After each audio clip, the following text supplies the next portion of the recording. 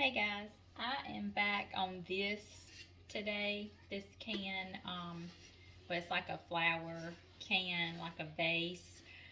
I don't know if you remember, but where I took the flower off, there were just some points on here that I needed to cover up. So I think the best way to cover that up is by doing a couple of molds on here. So I'm gonna do this big flower. I already brushed it with my cornstarch so that my clay will not stick to the mold. So I'm just going to make sure I've got enough in there. I can't hear. They talking. Alright, and now I'm just going to press my clay down into my mold. I actually have some right here. I think this will be okay. And I'll show you the clay I'm using. This is the clay that I use. I get it off of Amazon. And so far, so good. Oh, let's see, it just says air hardening. It's just regular clay.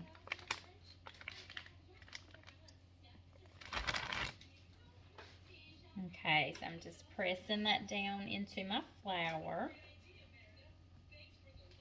I wish y'all could see how I'm doing this. Let me see if I can get my phone in a different spot. All right, there we go. Got that where y'all can see what I'm doing here. And just press the clay down into that mold. Okay, and then I'm going to start tearing away the excess clay.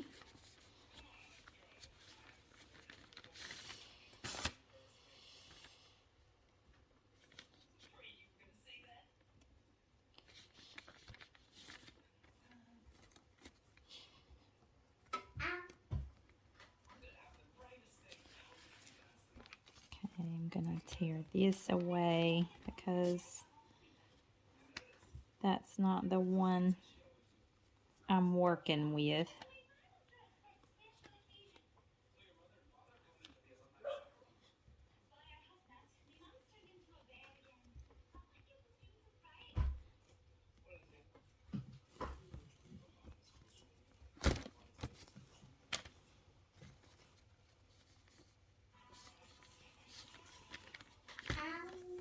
You just have to keep pressing and just keep working with it.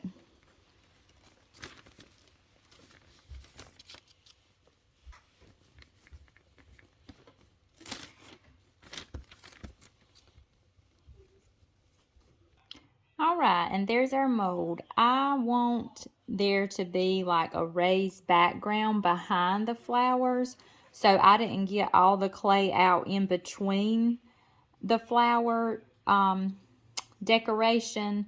But if you did not want the background behind there, you would have just kept pinching and pressing all in there to remove all the excess clay, and then just get out the part that you want, the clay to be on. But I wanted the background, I wanted there to be like a raised background behind my flower, so I left that part. Okay, I think our mold has dried on. I know it's kind of hard to see detail because it's white on white. After I placed my mold on there, I just put a dab of hot glue behind there so it would hold in place as it dried. I have let this air dry while I've been in here today doing projects. I've kind of been doing them off and on for about 4 hours. So it's kind of air dried for about 4 hours, and it's really hardening up. So I think we're good to go ahead and go forward with our antique wax. So I have some here ready in my plate, and I'm going to start with the mold, and I'm just going to gently start rubbing that antique wax over the flower mold. And then I'll put it all on the whole piece. I definitely just want to highlight the detail in the flowers, the petals, and the leaves. Okay, so I got the antique wax over the flower mold. Now I'm just going to take my chip brush. It's just a regular chip brush I picked up from Walmart. And I'm going to start applying the antique wax over the entire vase. I'm just kind of dabbing the bristles so there's not too much wax in my bristles. And I just kind of start up here.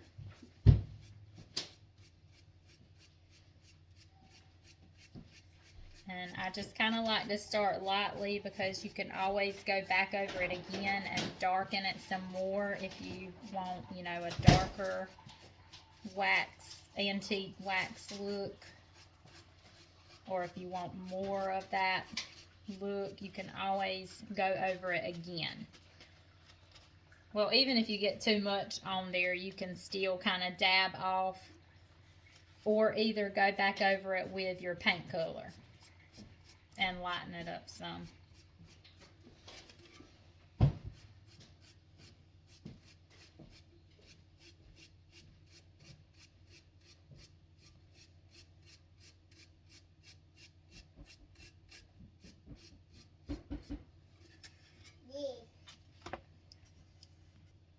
Okay, I got the antique wax all over it. I'm loving that look.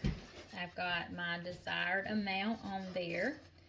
Now I'm going to take my jute rope that I pick up from the Dollar Tree. It's all unwound. But I'm going to take this and I'm going to make 2 handles, one on each side of the vase. I think that's going to give it a really cute look. So we'll go ahead and get started on that step. Alright, we're ready to add our handles. I have pre-cut my rope that I showed you. I just held them side by side to make sure I got them both the same length. And I also went ahead and marked my bucket so I could just go straight to those marks, add my hot glue, and stick these ropes on there and then let dry. Hang on, I'm gonna see if I can get that glare out of this. Okay, that's better. Alright, so grab my hot glue gun. It's good and hot. Okay, I'm just gonna double check my marks to be sure.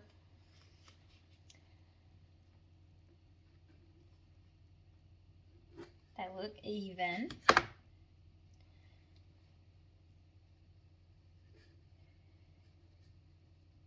If I don't like how this looks, because I am a little nervous, you know, if I don't like it, I'm just going to take some rope and go around the top of the vase and like make a border around the top and do it like that. And I started to do it like that when I started measuring and stuff, and I was like, I don't know if this is going to turn out the way I want it to or not. And I started to change it up and just wrap it like this. Let me show you. And just kind of go along the top all the way around like that. I started to do that and I was like, no, I'm just going to go ahead and go with my first idea. And if I don't like it, I can always go back and change it. I'll have to sand off hot glue, but I can still change it.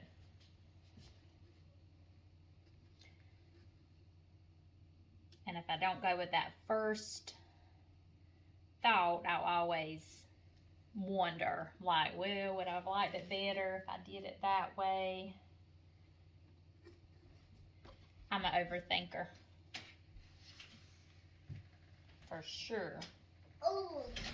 Alright, let me stick this on. came through that rope, got on my finger. Okay. Mama. This rope over here looks a little bit longer. And I'm not really sure why, because I measured.